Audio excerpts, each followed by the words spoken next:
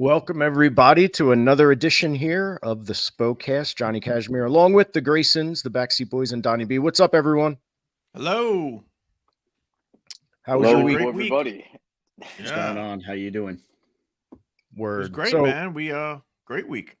So no Rob tonight. Sandy. He's doing. They have that funeral today. For the worker that passed up in the Buffalo area. So our heart goes out to everyone. And I just want to say to the fans and people listening that might know Rob Sanderson, send him a message. Just tell him, hey, man, love you. You know, he's taking this hard. A lot of people are taking this really hard. And, you know, that's so rare. You know, you come back to wrestling and you see all these free agents. It's rare to see so many people rallying around a central figure like this, the way they are up there. And I just think, you know, there are boys up there, and if they're hurting, we're hurting. So God bless them, and our hearts with them. So Well said, John. Thank you, Don. So we had a pretty good weekend, guys. Lots going on to talk about. Obviously, we're going to hear from Dewey Donovan later. He's going to explain his actions when he turned on you guys at the event. I haven't seen it yet. Donnie, I know you haven't seen it yet. No. Well, one of these guys uploaded it, so someone saw it. We'll see what happens. But I try to see as little of Dewey as I possibly can. Yeah, I like to see him at the bottom of the river. That'd be cool. Well, it's 7:31 right now. By 7:45, we're going to show the Dewey thing. So tell your friends, come on here and see what Dewey has to say in a few minutes. But other than that, we had a great weekend this past weekend. These guys wrestled for 1CW. 1CW, yep. That was in Houston, Delaware. Sean Hardy's promotion. It was an awesome time. Great crowd. And yeah, I mean, hope to be back there soon. Yeah, I actually I was at my nephew Lucas's 6th birthday party, and I got a text from Sean Hardy, the promoter, saying, you know, your guys are in the ring right now. They're killing it. The crowd loves them. Thank you.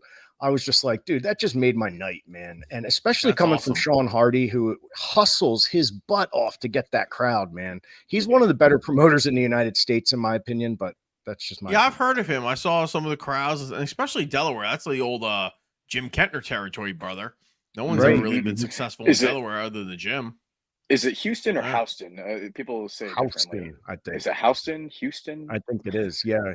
Houston. Like, Houston. I don't know if it was already mentioned, but you know, that's Briscoe brother territory. People actually came up and, you know, were you know, mentioning the Briscoes out there. So if it hasn't already been said, it was an honor and a privilege to be out there for 1CW on Saturday, and we absolutely will be back there at a certain point.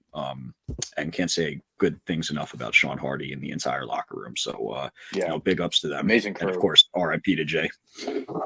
You know, Graysons, did you never worked with the Briscoes in any way, shape, or form, did you? Unfortunately not, no.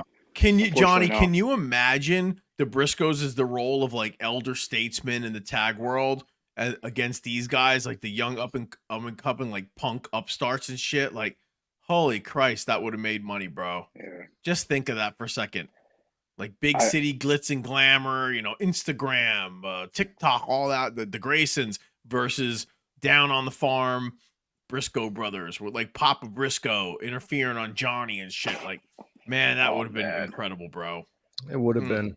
You're right. And you know what? Tag teams are an endangered species as days go by. It's just getting they're more and more valuable as more and more of them are falling off the board.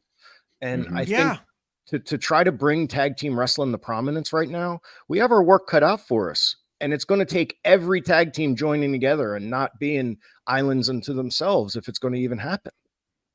Yeah, there's not many in the I mean, you guys know better than me, but I really don't see many in the tri-state area. The main event guys I see for Red's thing, the House of Glory, the Waves and Curl, the Graysons. I mean, and I don't know shit about indie wrestling right now, but there's not many mainstays, I should say. I don't think you could. I really don't think you could put together 16 teams right now if you wanted to do a real Crockett Cup and not have to throw a bunch of guys together for the night. In my opinion. Yeah. Right. So, Donnie, what happened this week as far as The Rock? Did you see any of that? Boys, The Rock is reinventing the game. What he did was brilliant. Absolutely brilliant. let's say on an average Friday night, SmackDown reaches what 2-point-something million people, whatever it is. If Now they're we're in lucky. the day, whatever it is. Now we're in the day and You want an age. where- Sorry about explanation. that. My bad. Oh, is that Had the to crumb re-upload bum? it. Sorry. Go ahead. Oh. But let's say like you get 2.2 million on a Friday night to watch SmackDown. What The Rock is doing, he's going on his social media where he's got, I don't know, 50 times that on as far as followers, and he's releasing content. He released a promo the other day. It was 21 minutes long that pretty much explained the entire story, the bloodline, why he did what he did, and it was flawless. It was a masterclass in psychology. He even cut up Dave LaGreca, started making fun of him. He said, look at this jerk, goof idiot in his basement with his robe. And it was great, dude. And then they follow that up, and everybody who watches that in the afternoon, then you follow it right up on Friday night on SmackDown. And The Rock came out, and the very first things he said was, this is the home of the most cocaine use and meth use in the United States. And I can't remember a time where I ever heard the words cocaine and meth used on WWE programming. Wow. I never heard that. But The Rock just Wow. went out there and did it. It was on Friday Night SmackDown. It was a 40-minute segment. Wow. 40 minutes, Wow. bro. And if you watched, the crowd was on their feet the entire time. It was amazing, dude. It was a master And there were no class. interruptions, right? No commercials? interruptions. Master class in promoting Wow. and angles and psychology. And The Rock just can't. I don't know what anybody was thinking a few weeks ago. Rock putting himself in this and that. But boy, has he come back and just said, nope, this is what we're going to do. And everybody aboard. Remember the press conference? I think it was last year when Heyman said we're in the third inning of this thing. Right. Mhm. Yeah, I remember. Bro, I think they stretch this all the way to next year's WrestleMania. I really do. I think I honestly think that's the main event next WrestleMania. Roman versus Rock. Mm-hmm. But I mean, still a lot of it has to come to head at this year's WrestleMania too, Sure, right? I think the Bloodline wins on night 1. I think Cody wins on night 2. The big question mark is, does Rock remain as a heel and they boot out Roman in some fashion, or I can't see Rock turn the total babyface after just turning, you know what I mean, coming out as a bad guy for the last few weeks. I think Rock will be a heel for the next year in the WWE, and Roman comes back as a mega babyface, and then Roman pins Rock at next year's WrestleMania main event. I really do. As If the they have babyface. Rock back, I wouldn't be surprised if Austin pops up for a Survivor Series pay-per-view or Somebody else. not a No, Mania. somebody just said to me the other night, if that's the direction they were going and Rock was the heel on night 2, Oh, man. could you imagine the deafening sound of the pop of that glass break on night 2 if Austin came out to even the odds and help Cody? It would literally Holy shatter the shit, roof. dude.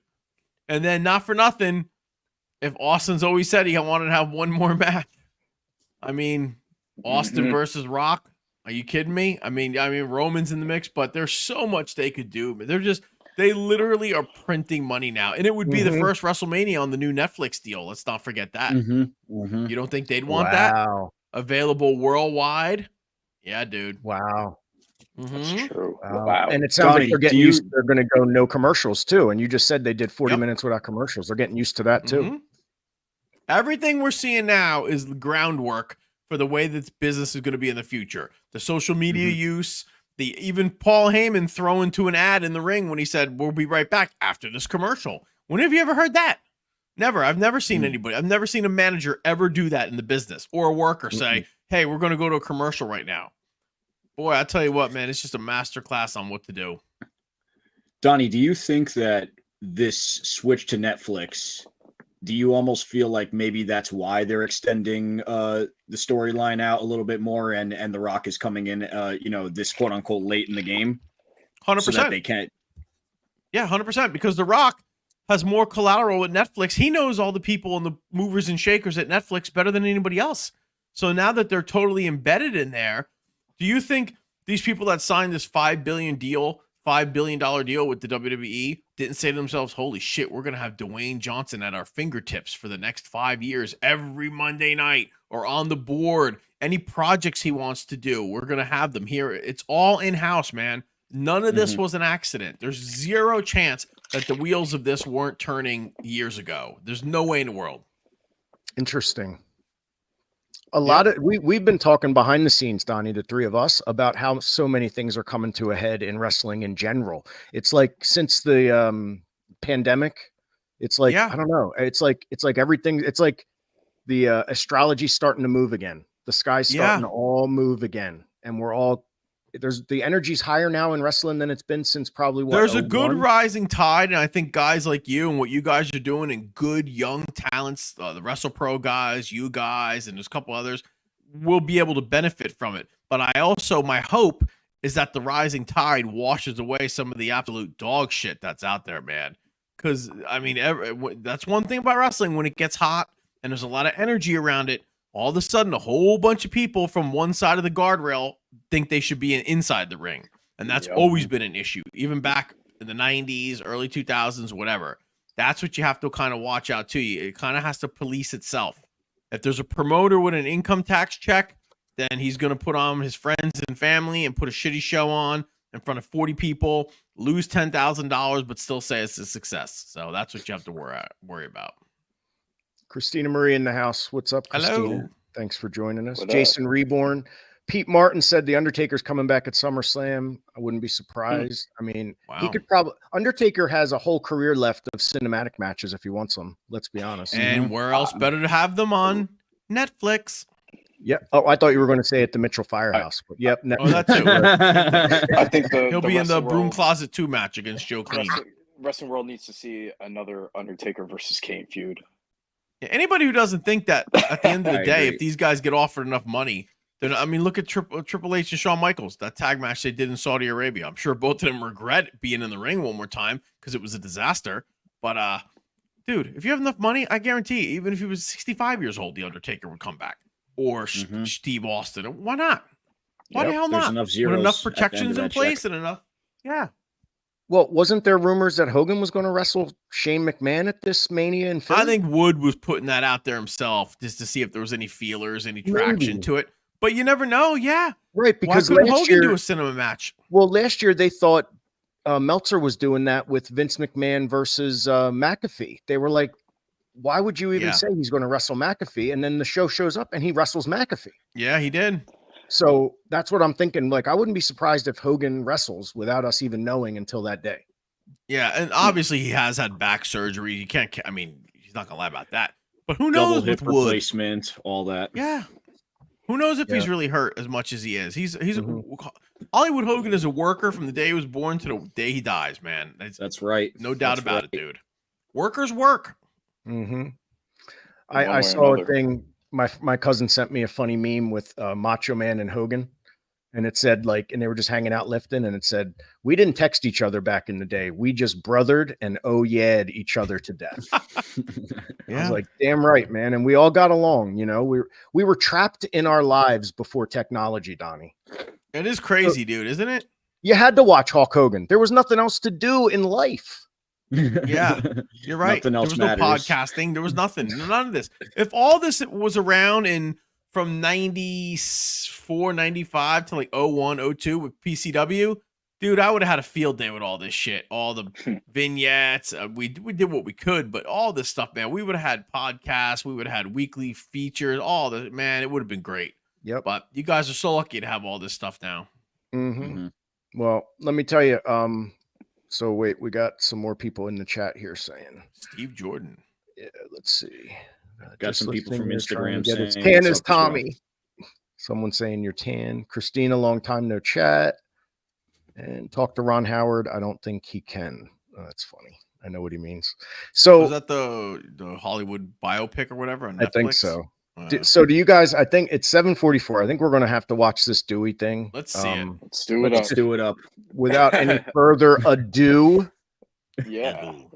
Further ado. All right, I got to rewind it though. Hold on. Johnny, you want an explanation. All right. Oh! It's a little blurry. Probably my computer. I can't get the volume I think the computer just realizes shit when it sees it. How dare me. Listen what he says.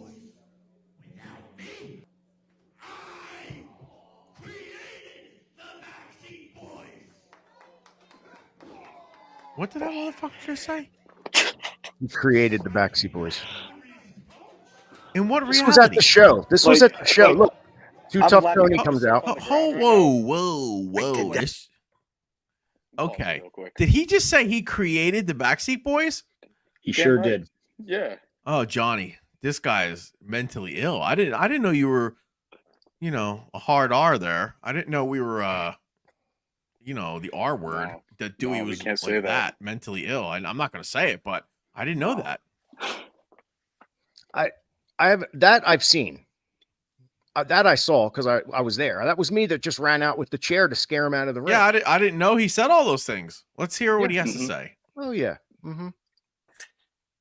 To hurt you, Johnny Cashmere. I hate you, Cashmere. I didn't particularly care for you when we were a team. Smug, arrogant attitude. But I absolutely loathe you now. Matt, let's talk about the business of everything. I took you two to the top. Time and time again. And every time we were there, every time we had the titles, every time we were living the good life, what happened? Well, Johnny's got issues. Johnny don't like the boss. Johnny doesn't like this. Johnny doesn't like that. Johnny takes his ball and goes home. Johnny leaves the company and leaves me dealing with the crap. Leaves me dealing with broken contracts. Leaves me dealing with my money getting lost. Biggest slap in the face, Johnny, after not talking for all this time. Find out you started the new BackSeat Boys. My team. Did you think of giving me a phone call? Sending me a message, maybe asking for my blessing? My permission? I just paused it for a second, Donnie, because I'm gonna throw up. Listen, The only thing I can think of is, did he polish off all 6 of those bottles of that cheap liquor that's behind him in the picture? He must have before he started talking about all this. oh gosh, it reminds me. It's reminds me of a Crowbar promo, but not nearly as good. So Not nearly. here's the Please thing. don't insult Devin like Here's that. the thing, though. Here's the thing. It's his birthday, by the way, today. Happy Devin 50th, Moore. Yes. Devin Moore. Yeah. Devin No. Storm. Yeah, Storm. 50 years old today. He joins the club. Wow. OG Happy from birthday, Iron Mike Crowbar. Sharps.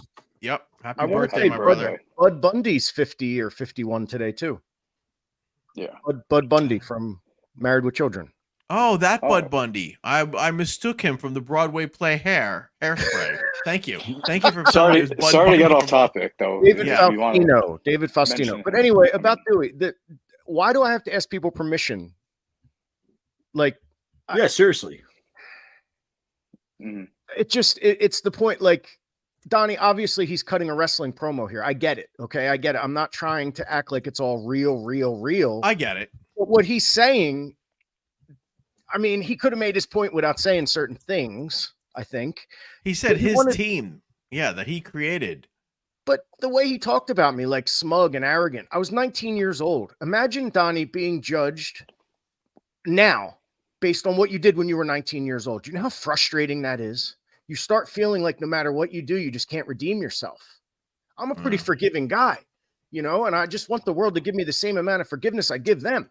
But then you got guys like Dewey Donovan who want to spill all the beans. I didn't know people looked at me like that back then. You think I knew that people thought of me as smug and arrogant? If I knew that, I would have stopped being smug and arrogant. No, you weren't smug and arrogant. You were just good. People confuse that a lot of times, dude. People confuse arrogance with being good. I used to get the same shit, but I just listened to this goof sit on here and tell everybody about the team he created and his permission. Could you imagine sitting in front of Shakespeare taking credit for Hamlet while he was looking over your shoulder? Could you imagine that? That's No. what this idiot just did. Does this goof, does he know, that he didn't create shit? I mean, he is I'd like to say he's in the right frame of mind, but I don't think he is. I think he belongs in a padded room. It's Among other things, yeah. and he's taking it Right? out on these guys. You know what's killing me, Donnie, is that the new backseats, these guys, the Graysons, are collateral damage from shit that happened 25 years ago. That's not acceptable to me. Zero collateral damage is what I want. Not any. Well, what I did notice too, and then I'm not a bit. Listen, I love the rep. I think Nate Wallace and Dave McCall are one of the best teams in the entire country. Huge fan of the rep. I've been putting them over everywhere I can for years now. But to see them with this albatross now, this discount bottom feeder, I don't see it ending well. Maybe the rep can squeeze a few matches, or Dewey can negotiate a few contracts from. I have no idea what he's gonna do. Obviously, he's never done nothing for himself. But I'd like to see the rep get as far away from him as they can. Let's see where this leads. I guess it's interesting. I'm trying my best to monitor the Instagram chat, and it looks like Mike Ray, one of our boys, said, I thought Donnie created the Backseat Boys, blah, blah, blah. That's the linker talking with a full tank of gas. So even he knows. Right. He used to hang around the Berwyn Tavern with us back in the day when all this was relevant, when it was all actually happening. He was there. He saw it firsthand. Yeah. Anyway, let's you know what? This should be our 15 minutes of fame, because we're giving D fame. Yeah. All right. Let's hear a little more. Yeah. From this mentally. The team I created? Oh, Christ. Ew. Didn't even try to cut me in on the business end? Oh, Nick Burke. Don't think I deserve to make some money off the team I made? I couldn't allow that to happen. I can't allow that to happen. You couldn't have made it anyway. I was the only one who could ever lead the Backseat Boys. Oh. Johnny Cashmere was going to lead you. Can't run his own damn life. Oof. Without me, you had no hope. There is nobody else that can run the Backseat Boys except me. Leave. Leave Cashmere, or I'm going to have the rep destroy you. It's the last thing I do. I will end the legacy of the Backseat Boys once and for all. You can count on that, Cashmere. He doesn't look well. I'll just say that up front. Now listen, I don't think I've ever said 2 words to this man in person. I mean, he should say thank you to me, because I guess I made him relevant. But when you guys went to CZW, I wasn't going there. But he could do whatever he wanted there. But I don't know. I didn't know you. You know, were with a mentally ill man all those years. Who knew? I didn't know. I wish Trent would have said something. You got way too I'm not from now on. When people send things in, I'm watching them before I get on here, because you don't know how many things are going through my mind right now, and I'm trying to edit myself in real time, and it's just not working. I'm going to say something and end up getting canceled or some shit. So I'm just leave him go, Johnny. The best light that you can do to dry up these kind of slugs is the truth. So everyone knows that Discount Dewey Donovan was a goof. I'll give him credit. He was pesky at ringside. I saw some of his stuff. He was a pretty decent ringside manager. I will, I'll call a spade. But it's trying to put it's all because of Cage of Death 5. It's Cage of Death 5, Donnie. It's because I used him as a human shield and put him on top of me, and Lobo gave us both a Death Valley driver off the top through a table, and he never forgave me. His back's been hurting him ever since. He probably can't even work and make a living. So that's why he keeps bringing it back to his pocketbook, because he blames me for that. Blames me? I was on Lobo's back too. You can't blame a drowning man for pulling you down. He's drowning.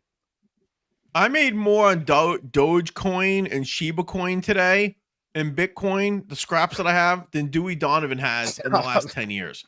And that's not even an exaggeration. I wish it was. That's not. I'll gladly show you a photo later on, but of the daily takes. But yeah, Discount.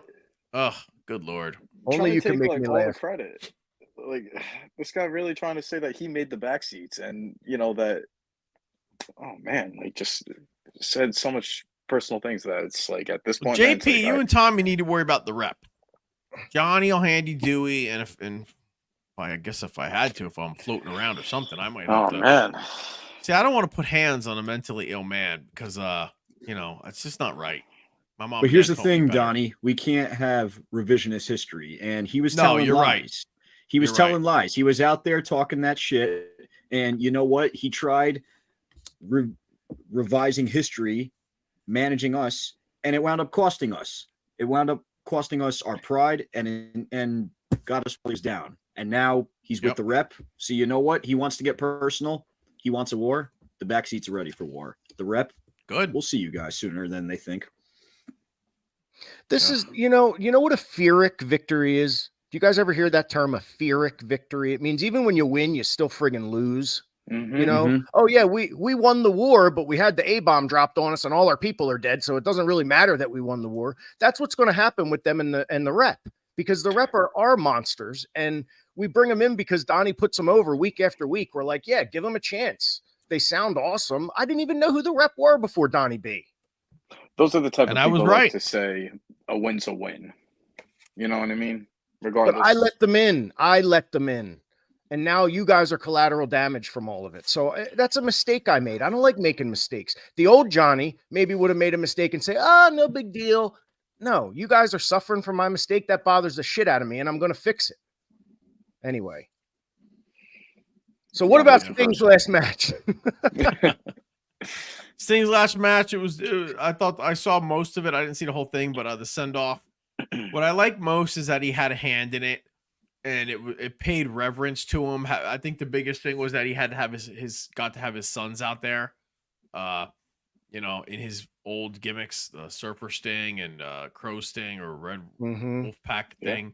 That was cool. He got to go out on his terms, and I thought it was awesome, man. The crowd, he got to give his speech, and I've told this story before, but when we had him for the show, could not have been more of a gentleman. I'll pull back the curtain a little bit, but leading up to the show, you're dealing with a couple levels of agents. It's like booking one of the Beatles.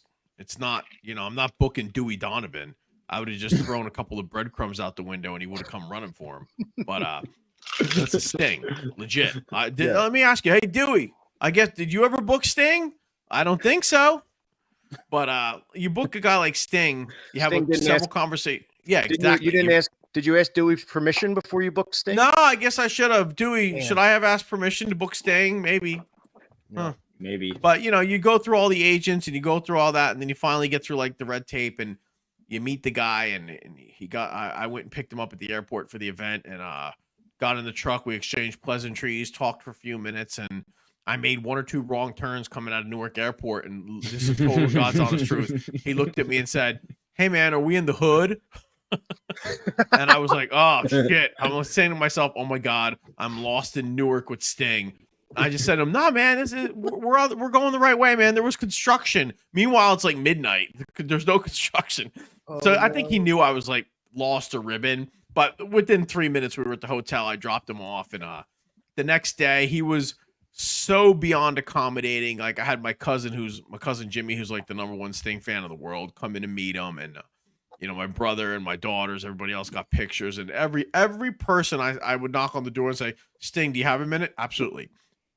He didn't turn down a single autograph or a photo. Tons of the police from Toms River Police Department were there. They got the photos. Frankie Edgar and Todd Frazier were like starstruck. They came over. It was just so awesome, dude. Looking back, that I got to promote my brother's final match ever in the business in my hometown with the biggest crowd that our hometown or county has ever seen, with arguably one of the men on the Mount Rushmore pro wrestling. Like, I could never beat that. So I don't know. For me, that night when I saw Sting in the ring holding the plaque and he was getting the award, and that was it for me, man. I was like, and on his way out the door, he was on his way out the door to get in the car, and my uncle was right there, and we gotten there late, and he stopped with his bag, signed something, took a picture, and talked to my Uncle Joe for like a couple minutes before he got in the car, and we were just like, I mean, Joe, my Uncle Joe, and my Uncle Joe's like the biggest Sting fan in the world. Yep. So awesome, it was. Dude. I'll give you another little tidbit. We had catering at the show. Johnny, remember on the table we had the catering?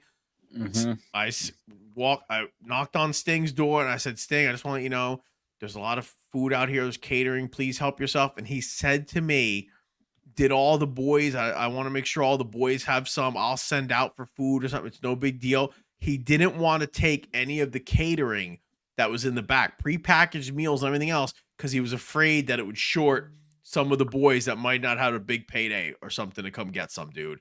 and I had to Oh, yeah. beg him to take a couple of prepackaged meals with him to take back to the hotel. That's what kind of guy he was, bro. I mean, we worked Wow. with Eddie and Eddie Guerrero and DDP and Bigelow and all these other names, but I'll tell you what, Sting was Mark Henry, of course, and Sting was right up there, man. One of my favorite experiences ever as a promoter. Were you surprised they repelled him from the rafters last week? I was not, because I can guarantee, I don't think he came up with it. Somebody probably came up with it and then asked him if he wanted to do it. And he said, as long as, I guarantee the conversation was, well, we're going to check with members of the Hart family first. And they're tight with Martha Hart. So I'm sure they asked and said, okay, cool. And then they did it. So I can't blame them for that. Yeah, I understand. I agree.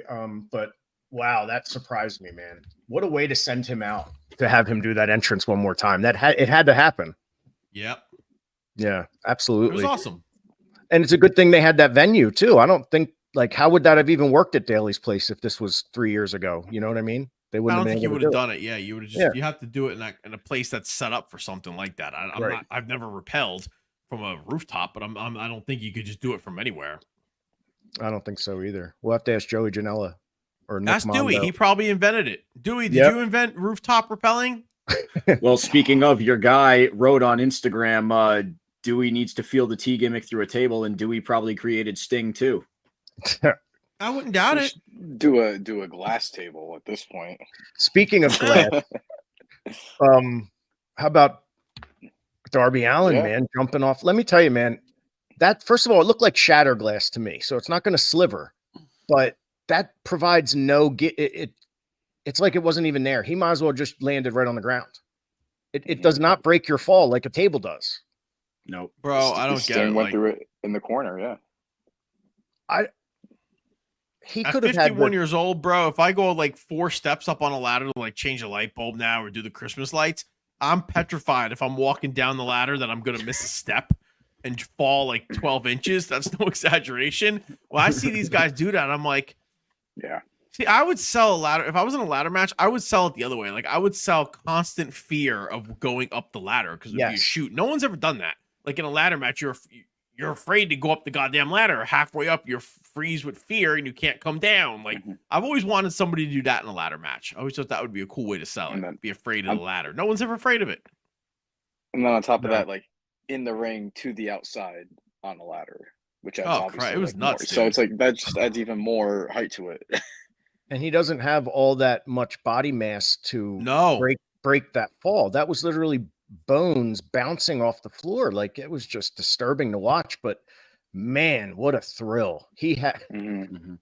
I don't know, man. I know you're not supposed to do stuff like that in wrestling, but with a crowd like that on a pay-per-view and Sting's last match, I think I would have probably been like, what the hell? Let me jump. Yeah. Yeah, Like go Flair ahead, got Johnny. involved. Johnny, you got this one, Johnny. I'll sit here and watch. I'll take the Thanks, hot tag, brother. brother. Introduce me after the lunacy, brother. Yeah. We'll have to Remember see that if when you got hit with the factors. mud in the face? That's one of my favorite moments of all time in Trinidad Yep. and Tobago. Oh, Yep. no, it was chicken. It was a chicken. It was a chicken It was carcass chicken. hit me, and then like on my And face. me and I Trent were holding each other laughing, dude. It was one of my favorite memories ever when you were so mad at us for laughing. And you said I have a better chance of finding Bigfoot on this island than a good-looking girl, and That's right, in Trinidad and Tobago. that's what brought the chicken at me. So Yes, I it was the did. collateral. I've been collateral damage, guys, too. So Sorry, it's not brother. just you guys. Oh, Phil Stamper, Nate Stein, but then Dewey would come down and take credit for you jumping off the ladder. Yes, exactly. I used him as a human ladder, maybe he would say. Did Dewey ever manage anyone else in CZW or anywhere else? The Hate I'm not Club. familiar with his catalog. The Hate Club. Briscoes, the Hate Oh, okay. Club, Mm. and the BackSeat Boyz. We were his first. He was a referee, and he got fired when we beat the Haas brothers for the tag titles. Oh, He got fired for being a bad ref and being on the take and being a slime ball, and they fired him. So me and Trent grabbed him. It was kind of like what Powers of Pain did with Mr. Fuji and Demolition. We sort of Oh. grabbed him and was like, "Hey, we can make something out of you," and we made him like our Jimmy Hart. You know, the whole do and everything. It was all us. You know, and then he so turned. you on his created? back. Wait a minute, you created Dewey. He admitted that in his acceptance speech last year or 2 years ago at the Independent Hall of Fame, the one they're putting Trent in. on the 7th of April. Whoa. Dewey's Dewey in it. Donovan's in a Hall of Fame? Yes, sir. because he was Nick He was Gage's inducted. manager. Shit, I really must suck. All right, that's cool. But anyway, one of the first people he Shit. thanked when he got up there was me. And I started crying. Oh. I actually had tears in my eyes sitting at Wife Beater's table with his family. I'm like crying because Dewey's thanking me. Little do I know, he's just setting it up to where he's going to put the friggin' knife. That's what he This guy did. has That's quite what he the did, resume, bro. man. It's disgusting. Oh, I'm just mad that I didn't see all this.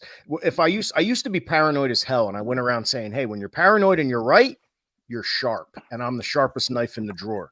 I'm not Johnny. paranoid anymore, and that's why this was able to get through my sensors and hit me, because I'm not looking for Johnny. people to screw me. If only there was somebody back in the day that constantly warned you about all the evils that could befall you, that evil land known as CZW, and said, "Follow me to the righteous path of Louisville, Kentucky." I'll tell you though, it made me who I am today, Donnie. Yes, Yo, it did. seriously, I got to tell these guys as a shoot. There were times I was in the CZW locker room and walked out of the locker room to call Donnie on my cell phone and be like, "I'm walking out of here right now." And Donnie, even though he hated me wrestling there, used to be like, "Dude, don't be unprofessional. You're better than that." And I turned around and went True. right the hell back in. No, Good. it all worked out for the best. Dewey created you guys. You know, I get it. It's cool. Thank him in your speech. Oh, look at that. I just got another alert.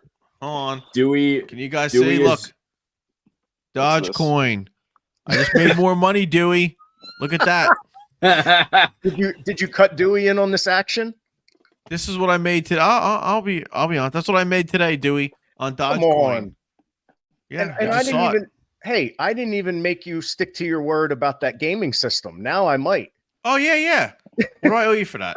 I forgot about that. I covered it, bro. Shiba Coin, Shiba took it out of- Coin. That's the new one. I took it out of Dewey Donovan's envelope at the end of the night. So You we're should. good. Oh my Dewey goodness. is in the janitor's closet wing of the Hall of Fame. Your boy says on Instagram. The janitor's closet wing. So what a better Yes, segue. Now we got to push that match, right? I think There's the- Dewey Donovan has to be special guest referee in the broom closet match now. Yeah, I think so too. Dewey Donovan. Here you go. But Pat Dynamite and Joe Clean, the cinematic exploding broom closet match will be coming April 7th. Get your tickets. That will be shown on the Tron in part 2. There will be no actual explosions in the building, at least none that we know of. So, Donnie, I understand we have a new segment tonight. Now, 15 minutes. We do. Of fame, the 15 minutes of fame is a segment where we kind of expose Bash people. people. Yeah, that's fun. Yeah, you expose them for thinking they're better than they are or that they're too good, whatever. So you came up with last week when you were talking to Rick Blade, and Rick Blade just texted and said he wants to tag with you, Donnie. By the way, he just texted me and told me that, so he's listening. Love you, Blade. Talk back about in. carrying the team. Yeah. Come back in so we can block you. Rick, I hope you got your working boots on. Yeah. So we want to do something nicer. So we came up with this, right? We came up with the light side of the ring. Yes, light side of the ring, my friends. There's so much darkness out there. You have a goddamn show called Dark Side of the Ring. So when we were talking last week to Blade, I think it was me or him. Somebody said something about this is the light side of the ring, the Rick Blade story. Just hearing about him and Shorty and the girls and successful relationship and fatherhood. And so it like hit me like a ton of bricks. I'm like, this is the shit we should be celebrating in the business. Monumental stuff like this, or, just the light side of the ring. So this is our debut episode of the light side of the ring. And I have a topic to bring to the table this week. Are you ready for a picture? I am. Bada bing. There he is. Our topic this week, the gentleman on my left, if you're looking at the photo, with the dark hair is Chris Chetty, Taz's cousin. The gentleman on the right is Danny Doring, Danny Morrison. Friends with both of them, ECW originals. And what's so cool about that picture is with all the guys who have from ECW have withered away or died or whatever, or, tragedy has befallen them, all these sad tales, right there you have two good men, fathers, husbands, dads who are successful at life. They didn't succumb to gimmicks or debauchery. They were from the old school, trained the right way, And especially seeing Chetty, man, he's back in shape. He looks great. He was at the show, and I didn't tell anybody, but when we did the show, Nova's last match, I had found Nova's original boots, his first pair of boots ever that he had made. And I brought them to the show, and I had Chetty be the one to hand him the boots at the end of the night to put into the ring. Those red boots with the green lightning bolt on it. And Chetty was misting up, man. He was getting teared up when I asked him to do it. And what was cool and weird that night, it was so funny to me to see this, but Chetty was walking around and he didn't think anybody recognized him or knew him. And at one point, he was talking to me, and I remember him saying to Dan Moff, "I'm Chris Chetty. I was in ECW." And Dan Moff looked at him like he was from outer space. He's like, "Of course I know who you are. You're Chris Chetty." And it was so cool to see like some reverence towards Chris. He's worked super hard to get back in shape, and he got back in the ring the other night. And him and Danny won the tag belts. And I think it was Bull James's company. He's got a good little thing going there. I think that's his. But so cool, man, just to see two good family men, dads, strong male role models go out there healthy and have some fun. I'm happy for them both, man. And big ups to Chris. Like I said, he got back in shape. He looks phenomenal. And none of us are on the south side of 25 anymore, man. We're getting up there. We're more than halfway done with our races in this life. But it's good to see those guys. Another light side of the ring story, just some positivity. That's what I like to see, man. So when you see shows or stuff with these guys on it, support them because they're out there, like guys like Devin. And shout out to Devin Storm, like we said before, he's 50 years old today. He's still killing it. So there's three examples right Chris. There: Danny, Chris, and Devin. Or here's Crowbar. All OG guys, man, from the 90s, bro, and they're all still killing it. I'm very happy for them all. And I hope Danny and Chris continue and they keep having fun. And same with Devin. Happy birthday. And that's it, man. That's my light side of the ring this week. Awesome. Yeah, congrats to the new Devin. Outlaw Tag Team Champions. You know, Donnie, I have a confession to make. We always keep track of who steals the BackSeat Boyz moves, because we think it's funny, to laugh at and stuff. I stole from Chetty and Nova. We stole the whip in the corner, monkey flip, land on the feet, double clothesline. Oh, I didn't know that. Oh, man, did they do that wonderfully. Did you ever see him do it? I thought Nova and Chetty were one of the best tag teams in ECW. And it killed. I mean, I saw a few house shows. I think it was the one in Asbury where they worked the Impact players. And I just said, I remember saying to myself a couple times, shit, man, even if they just drop the belts to Nova and Chetty and win them back like next weekend, it would just be like unexpected and cool. I thought Nova and Chetty should have had at least one run with those tag team titles. I really do. I just, especially against Lance and Just Incredible Impact players. They had some great matches, man. I think they should have done it, but whatever. Nova and Chetty, like when you go back and you look at those matches, like we were actually talking with Loke and DeVito not too long ago about this. Nova and Chetty really were like the glue of a lot of those matches, what would later go on to become the scramble matches. And their work was just so ahead of its time, especially for tag teams. The Bulldog splash that they did off the top, just it was just. And the look that they had together, Nova with the bodysuit and, just Chetty with the bleach blonde hair and the fresh tan. Completely different. Yep. Obviously, Doring and Nova being, two of the original House of Hardcore school graduates, it gave them some added legitimacy. So when you see guys, like you said, from the old school still going and doing the damn thing and doing it that many years later, it really is uplifting and inspiring. Yeah, bro. I used to love all those matches. The FBI, Loke and DeVito. You have Big Sal out there. Danny York and Matthews. Yeah, York and Matthews. But like, what a sneaky architect in those matches was DeVito. Don't kid yourself. Him, Tracy Smothers, Nova. I guarantee I wasn't there in the back planning it with them, but I guarantee if you ask those guys, that's pretty much probably what happened. They gathered around Tracy, all come up with some input, and the DeVitos and Novas of the world and Chetty, like those guys all came up with a great game plan, man. And they were great. They were fun, dude. I like those matches. They were great. Speaking of DeVito, real quick, by the way, BackSeat's already announced the first team going in the Silver Scramble Cell on April 7th, and it is DeVito and Loke, the Carnage crew, former Ring of Honor champions. And it's also going to be the last time DeVito wrestles in the Northeast ever. So talk about a long and storied career. But I just wanted to slip that in since you guys mentioned it real quick. Mhm. You know what? Mhm. DeVito's one of those guys, man. Like, I don't know what he does in real life. I can't remember. Somebody told me, but I think he had like a real job and career and all that. But if I was running the PC, like WWE, I don't know, man. DeVito's one of those guys who I think I would bring in, like, just as like even if it's a fundamentals coach or to run basics, or he's got a hell of a mind and he's well respected. And you can't tell me that you can't bring DeVito in. I don't even know if he would do it, like 1 or 2 nights a week, or 1 or 2 days, or 1 or twice a month, or something. But Definitely as a guest. I mean, they do guest coaching all the time. Maybe they have asked. I have no idea. I never asked them, but yeah, dude. If I had any kind of company and DeVito was within my geographical location, like down in Florida, I think he's in Florida. Yep. I would 100% do that, dude. Yeah, I was always a big DeVito guy, man. DeVito's one of those unsung heroes of ECW. Mhm. You never really hear much about him. People don't put him over as much as they should, but those in the know, when they bring his name up, they go, "Oh shit, yeah, man, DeVito could go." Yeah. Funny you mentioned that, Donnie, too, because we have the DeVito and Bobby Fish teacher and student seminar coming up before our event. So in Mitchell's Firehouse from 11 a.m. to 1 p.m. on Sunday, the 7th. So WrestleMania Sunday in New Jersey, in Burlington, 25-minute drive from Philly, right over the Bristol Bridge. You can learn from two of the best. I mean, Bobby Fish, come on, man, fresh off TV.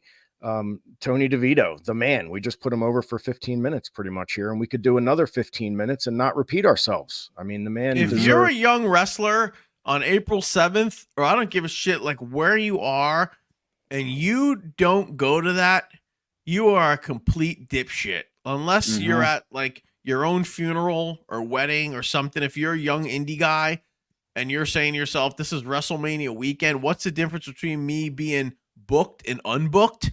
It's the kind of stuff you can learn at that seminar. I could not process in my brain how that could not be completely sold out or like completely full ring that day, with eager minds to learn from those two. If and you only picked up $40. one, how much? $40. That's it. They're basically making Christ. $20 each if they're lucky. Yeah, that is nuts, Steal. dude. Like, Steal. so they're doing it. Those two guys are probably doing it because they want to do it. They love doing it. So exactly. But yet these guys will have money to go buy the new goddamn iPhone or the new Final Fantasy 19 or whatever the shit it is comes out. They have money for all that stuff. But if you say, hey, man, $40 to go learn with Fish and DeVito. Oh, brother, I don't got the money. Bullshit. Invest in Dogecoin like I did. But I'm just saying. But that's what it is, man. You got to invest in yourself, dude. You want to be booked to the gills on a WrestleMania weekend? Right. Start investing in your own training a little bit. That's all I can say. Speaking of booked, this weekend, you guys, you got an event coming up in Toronto, right? That's right. Yes, sir. Making a return back to Greektown, March 9th.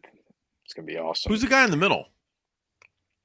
That's Sami Callihan, isn't it? That's Sammy on the Sami top. Callahan in the top middle. Yes.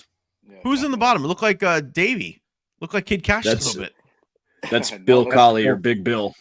That's All right. Bill, yeah. Wait a minute. Who's the guy in the monkey hat, monkey face? That's the guy I wrestled. That's Space Monkey. I thought so. And who's the giant leprechaun?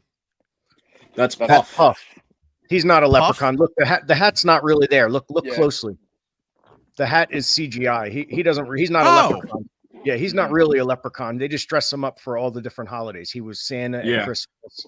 Well, I'm being honest. I think the leprechaun would be an awesome. Like, I would roll with that if I was him. But, oh, hell yeah. No, look, you know what? That poster was good, though. I just rattled off like 3 things about it that stood out. So here's another one. Cool, man. Just got announced for Assault Championship Wrestling. Jason Knight, Gary Wolf, and Mikey Whipwreck. They call themselves the ECW TV champions against all 3 of us. And look at the picture they used of me, Donnie. I was 19 years old. You look like the missing member of NSYNC. You look out of sight. I do. How is Johnny the youngest person on that poster?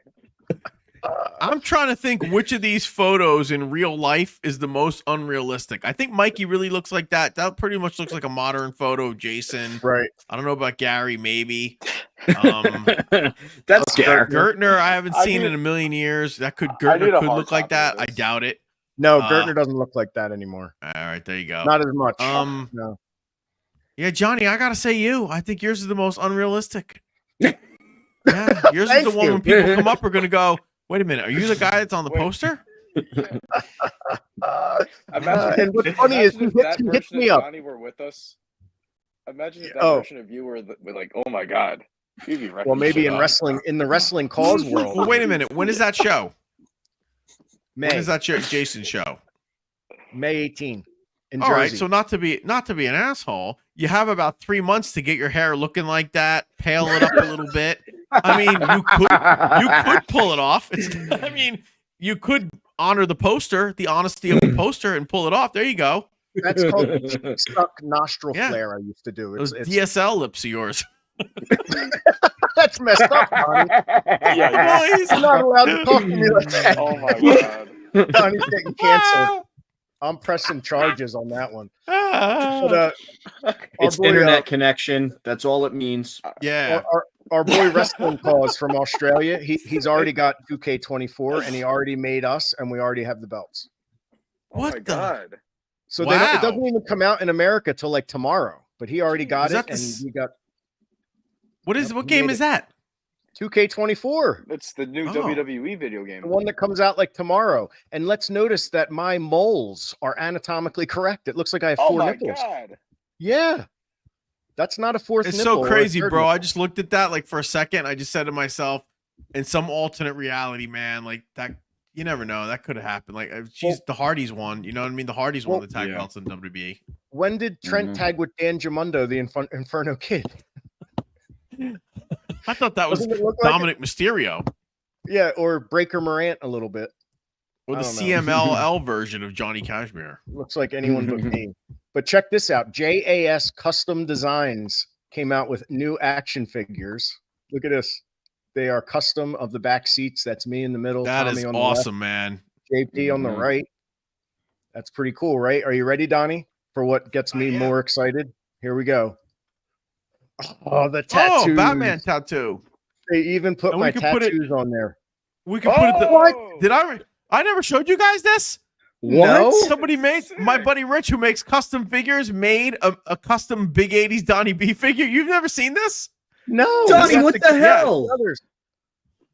Look, it's me in my Miami Vice outfit with the shoes. That's awesome. See? Whose face you think that is? I forget who we used. I can't remember. It's not bad though, right? Michael Caine. Oh, that's on point. No, it's not Caine. See? Look how jacked I am.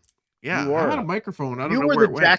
You were the jackedest member of the backseats when you were with us. That's for sure. But everyone. I think that's what made. Yeah, that was the gimmick. Like I was jacked, but I still didn't like to get hit and work. Like right. That's what made me and Ratchet work too. I was 10 times more jacked than him or anybody we worked. Kept that suit clean. Chris Sherman, the ring announcer from 1CW, says new backseats crushing the game right now. He actually sent me a video from your match. He said it was really good. Let's see what else we got here. That light makes Johnny look a little pale. Well, you know, it happens. Can Johnny looks like a vampire on the poster? Yes, thank you. This is just it's show love to Johnny night. Yeah, show love to Johnny tonight. You're gonna find me hanging from a rope. Thank you, Steve Jordan, a man of class. Great, Donnie B. Awesome. So yeah, Donnie, you're over, brother. I think, and I'm gonna go out on a record right now and make a prediction. If you show up on April 7th, if you go out to the ring, by the time you go back through the curtain, the fans will have chanted Donnie, Donnie, Donnie. I just feel it. I just feel it. Because if Dewey starts in trouble, if I come, it's going to be incognito. Maybe I'll put a mask on and look like that Johnny that was on the poster. Maybe I'll get that mask. He's going to get to the back and he's going to see a whole bunch of gifs all over from the X. It's going to be like breaking the internet. Donnie B back in pro. Like it's. That's definitely that's. I don't know. How do you top Rick Blade, guys? There's only one way to top Rick Blade being back. No, it ain't me. Donnie B. Yeah, good old Donnie B. But let's real quick run down the card, just real quick. Yes. So reminder. Scorpio versus Homicide with Skills the Great for our title. Like, come on, man. Talk about a sellout at the curtain. Like, they might as well, we might as well clear out the front row for the locker room in this match, honestly. And then we got me versus Jordan, which you announced last week. Donnie, I want to tell you, by the way, Donnie, I have been doing 45 to an hour on the elliptical every day. I've been running again. I'm lifting heavier again. I'm sleeping more. I'm drinking more water. I'm having more protein. I'm doing as much as I possibly can to be ready for this match. So keep that in mind. And you see Jordan's over all across the world right now. I know. Exactly. This match is probably the furthest thing from his mind because he just wrestled in my favorite place in the world. He was in Italy last week. I love Italy. I actually never been there. Partial owner of a vacation home in Italy. A lot of people don't know that. Now they do, but don't ask me to use it. But yeah, Jordan's over there, but he's killing it right now in Italy. Yeah, he's staying at your house, right? No, he's over there while you're not there. And then the women are going in the cage. Christina Marie, who was in here earlier, and Rebecca J. Scott. Now, Rebecca Scott was grounded last show because she's a stewardess, flight attendant. And I know I probably am going to get canceled for saying stewardess. In our day, it was only stewardess. So I apologize if stewardess is offensive. She is a flight attendant and she's phenomenal at it. And she was grounded in Orlando. So she's going to be here this time and they're going in the cage and it's going to be a lethal lockdown straight up. So these girls are going to kill it. That's awesome. And the scramble cage and everything else you guys are doing. Just the whole day is going to be great, man. It really is. So it's going to start off at JB Bakery, a few blocks away from Mitchell Firehouse from 10 a.m. to 12. You're going to be able to see Live Danger along with Ziggy, the entire package, the extended Live Danger family. They're going to be there appearing live, and they're going to be with the Batman of Burlington. So they're all going to be there at JB Bakery outside for a police fundraiser a few blocks. So make sure you check that out. Grab some cookies or whatever. So good stuff. Real quick, I want to give a shout out to Steve Scott. What's up, bro? Joining live on Instagram. How you doing, bro? And congratulations, Steve. Right? Wasn't he just in? He where just was he? Actually was. He was in France and Italy. Giving us the shout out with the Backseat Boys theme. Why do I know that name? On your Too Hot, Steve Scott. Where do I know him from? You know, he's been around forever. He was trained by Jay Lethal. Trained by Jay Lethal. Worked Jersey All Pro back in the day. Okay, sounds familiar.